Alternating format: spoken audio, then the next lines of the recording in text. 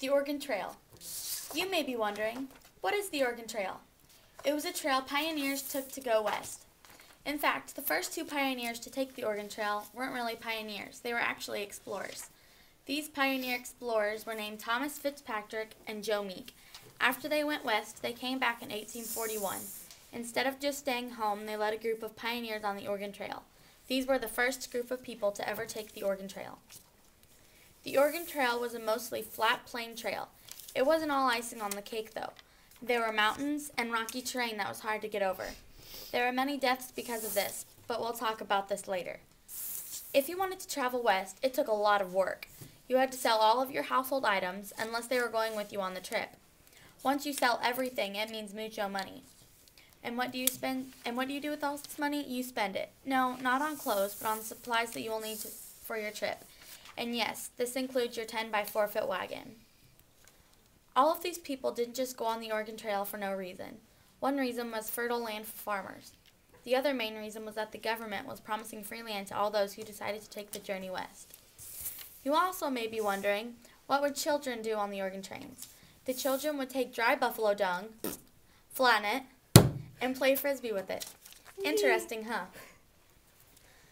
Though getting to Oregon was a big deal, there were also fears involved with this. One word: Indians.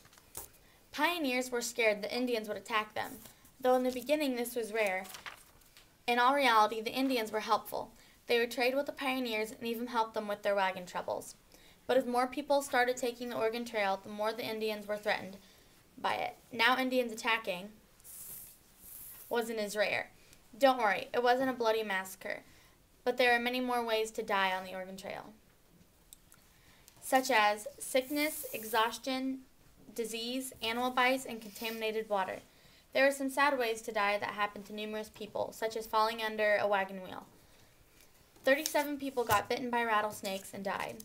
Some deaths occurred when trying to cross a river, such as in 1842 when a wagon train was crossing the Green River and 37 people died.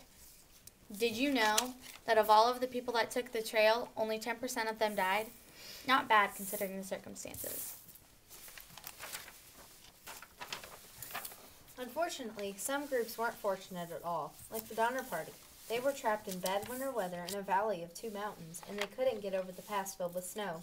Sadly, a lot of them started to starve and resorted to cannibalism, eating their friends and family. By 1845, there were 3,000 American settlers had come to Oregon in hopes of a new life.